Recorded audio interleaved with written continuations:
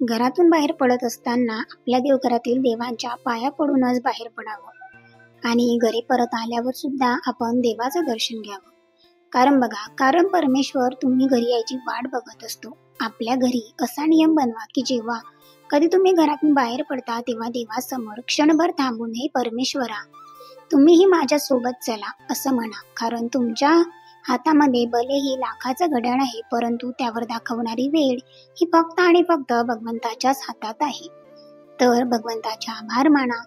आपण दररोज उठल्यानंतर सकाळी देवाच्या पाया पडा आणि घरातून बाहेर निघताना सुद्धा आणि घरात आल्यावर सुद्धा. कारण बघा, आपण देवांचे तेवढेच कृतज्ञ आहोत की आपण दररोजची वेळ हे बघू शकतो आहे आणि दररोज आपण देवघरासमोर नतमस्तक होऊ शकतो. त्याच्यानंतर सकाळी सुंदर अशी देवपूजा केली आणि त्या तुळशीचं लग्न सुद्धा लावायचं होतं आज. त्याच्यासाठी सकाळी लवकर गेले आणि एक तुळशी आणायची होती. असं कधी होतं का की एक वस्तू घ्यायला गेले आणि एकच आणली? ठरवून मात्र गेलेलं होतं, कारण बरीचशी झाडे मला इथे आवडत नव्हती, मात्र ही 2 आवडून गेली. आणि मग हे फुल तर इतकं आवडलं का याला सुद्धा घ्यायची सोबत इच्छा झाली. एक तुळशीचं छोटंसं रोप घेतलं. त्याच्यानंतर ही पिंकवाली जास्वंदी होती ती घेतली. व्हाईटवाली सुद्धा जास्वंदी खूप जास्त महत्त्वाची असते, त्याचं सुद्धा मी तुम्हाला पुढच्या एखाद्या ब्लॉगमध्ये नक्की सांगेल जेव्हा मी आणेल तेव्हा. लक्ष्मीवर्धकसाठी आपण या जास्वंदीचा वापर करत असतो. तर व्हाईटवाली जास्वंदी यांच्याकडे नव्हती नर्सरीमध्ये, म्हणून मी फक्त पिंकवाली जास्वंदी आणली. हिचं फूल इतकं सुंदर आहे ना, जेव्हा आता ते येईल तेव्हा सुद्धा तुम्हाला दाखवेल. कारण आज एवढं काही फूल, म्हणजे जे काही एकच फूल होतं तिला, ते घरी आल्यानंतर थोड्या वेळाने ते पडून गेलं, कारण ते 1 दिवस आधी आलं असणार.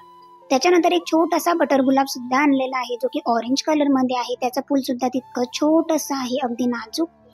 ते सुद्धा तुम्हाला मी दाखवेल. तरी ते आज मला तुळशीचं लग्न लावायचं होतं, म्हणून देवपूजा झाली. बाहेर गेलं ना का 1 ते 1.5 तास मात्र आवर्जून निघून जातो. आणि अशा ठिकाणी गेलो होतो का तिथे खूप सारे झाडं बघण्याची इच्छा होत होती. पुन्हा तिथून कुंड्या, माती वगैरे सुद्धा आणायची होती, म्हणून बराचसा वेळ आमचा तिच्यातच निघून गेला.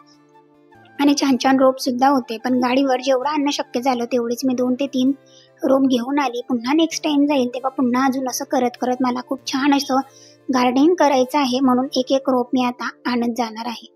तर इथे देवाची देवपूजेची जी भांडी होती, मी लक्ष्मीपूजन झाल्याच्या नंतर लगेचच क्लीन करून घेतलेली होती, पण पुन्हा त्याच्यावर डाग होते, कारण त्यावेळेस ऊन नव्हतं आणि आता छान असं ऊन आहे. त्याच्यामुळे छान त्यांना सर्व घरातील देवपूजेची भांडी छान अशी घासून घेतली, त्यांना पुसून स्वच्छ असं थोडं बाहेर ठेवलं. बाहेर जे काही हवा असते ना त्याच्यामध्ये छान अशी ती कोरडी होऊन गेलेली होती. याच्यानंतर मला लगेचच कुंडीमध्ये तुळस सुद्धा लावायची होती, कारण आज मंगळवार होता आणि मंगळवार आणि शुक्रवार या 2च दिवशी आपण तुळस लावायची असते.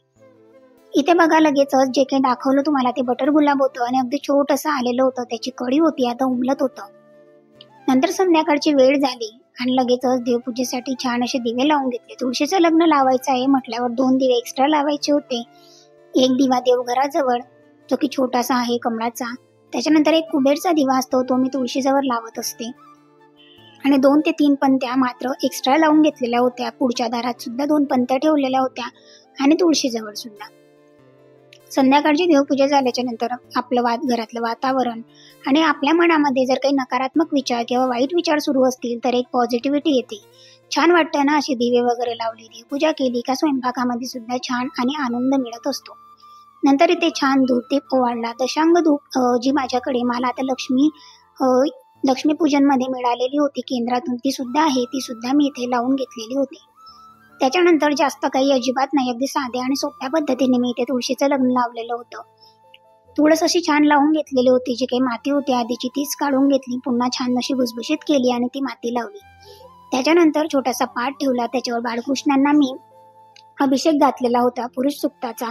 त्याच्यानंतर बाळकृष्णांना छान असं वस्त्र परिधान करून ठेवलं. त्याच्यानंतर हळद, कुंकू, अक्षदा बाळकृष्णांना टाकल्या.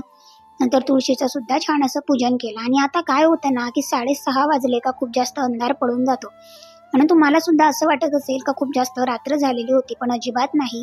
अगदी 6 ते 6:30चाच टायमिंग होता. आणि हे जे बटर गुलाब आहे ना, हेच तुम्हाला दाखवते आहे का, हे मी संध्याकाळीच तोडलेलं होतं आणि पहिलं फुल होतं का ते आता तुळशीच्या लग्नामध्ये समर्पण झालेलं होतं. जास्वंदी सुद्धा मी असंच तोडून घ्यायला हवं होतं, मात्र ते पडून गेलं. आणि पुन्हा आता नवीन येण्याची वाट आम्ही बघत आहोत का कधी या झाडांना छान छान फुले मात्र येतील. आणि हे 3 झाडे जरी लावलीत ना दारी तरी इतकं छान वाटते. आधी फक्त माझ्याकडे तुळशी होती, पण त्याच्यानंतर आता बटर गुलाब आणि पिंक कलरचं जास्वंदी. तर अजून मला 2 ते 3 झाडे घ्यायचे आहेत. म्हटलं आधी यांना व्यवस्थित फुलं येत आहेत का? नाहीतर असं नको व्हायला का खूप सारे झाडे आणली आणि फुलंच नाही आले तर आपले पैसे सुद्धा वाया जातील आणि आणायची मेहनत सुद्धा.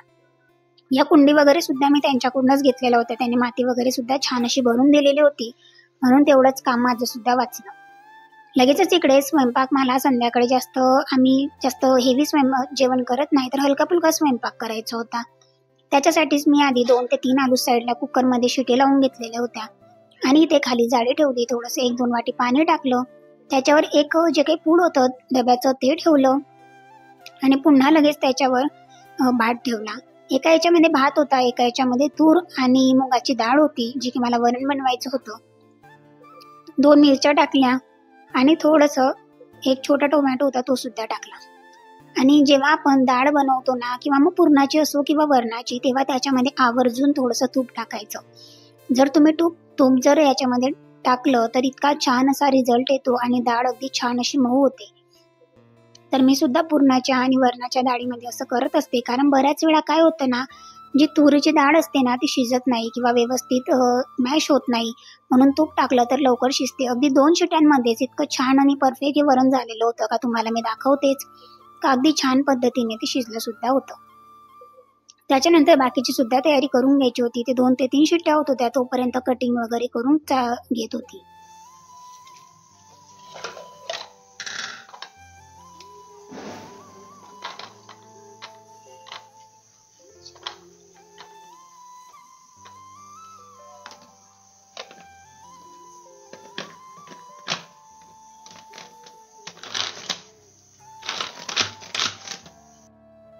एखाद्या भाजीमध्ये जर मला वाटलं की कांदा नकोच दिसायला हवा, त्यावेळेस मी अशा चॉपिंग करून घेत असते आणि पुन्हा मात्र याला काढावं लागतं. कालच ठेवलेलं होतं आणि पुन्हा आज काढलं. त्याच्यानंतर 2 ते 3 आलू होते, त्यांना असं मधून कापून ठेवलेलं होतं, जेणेकरून ते लवकर 1-2 शिट्टीमध्ये होऊन जातात. नंतर व्यवस्थित असं पूर्ण मॅश करून घेतलं, तुकडे नाही तर अजिबात पूर्ण मॅश करून घेतलं, ज्याप्रमाणे आपण पावभाजीमध्ये करतो अगदी त्याचप्रमाणे. पूर्ण मॅश करून झाल्याच्या नंतर साईडचं कुकर होतं ते सुद्धा झालेलं होतं आणि पूर्ण भाजीची आणि बाकीची जे काही वरणाला फोडणी द्यायची होती मला, तिची सुद्धा मी तयारी इथे करून घेतलेली होती. त्याच्याचमुळे काय होतं, दोघं कामं होत होती आणि तुळशीचं लग्न लावलं, लगेच स्वयंपाकाला लागली, म्हणून सर्व जी काही कामं होती ना ती 8:30 पर्यंत माझी संपून गेलेली होती. कारण नंतर बाकीचं ब्लॉगिंगचं सुद्धा काम होतं, सेवा सुद्धा बाकी होत्या माझ्या. आणि काय होतं ना, संध्याकाळी जेवढं आवरता येईल तेवढं मात्र आवरण्याचा प्रयत्न माझा सुरू असतो. म्हणून 8:30 पर्यंत ते स्वयंपाक सुद्धा तयार झालेला होता.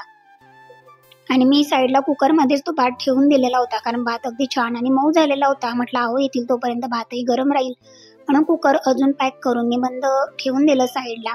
आणि इथे बघा, अजिबात मॅश करायची गरज पडली नाही, खूप छान अशी ती मॅश झालेली होती तुरीची डाळ. त्याच्यानंतर लगेचच मी कुकर ठेवला आणि ते आलूची भाजी बनवायची होती.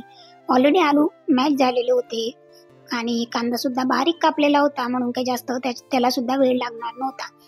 थोडासा जास्तीचा लसूण होता, तो मी छान असा टेचून घेतलेला होता, कारण दोघं याच्यामध्ये मला फोडणी द्यायची होती, म्हणून थोडा लसूण मला लागला होता.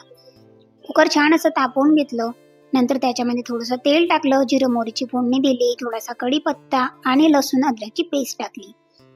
लसूणची पेस्ट टाकल्याच्या नंतर जो काही बारीक चिरलेला कांदा होता तो सुद्धा टाकून दिला आणि लगेचच त्याच्यामध्ये मी आलू टाकलेले होते. आलू टाकून झाल्याच्या नंतर थोडंसं मीठ टाकलं आणि नंतर हळद टाकली आणि छान अशी आलूची भाजी मात्र खूप जास्त टेस्टी होते. आणि अजून थोडीशी टेस्ट वाढवण्यासाठी त्याच्यामध्ये मी चाट मसाला आणि किचन किंग मसाला मात्र आवर्जून टाकत असते. किचन किंग तर मी प्रत्येक भाजीत टाकते, पण चाट मसाला सुद्धा टाकते, कारण आवडना आलूच्या भाजीमध्ये चाट मसाला खूप जास्त आवडत असतो.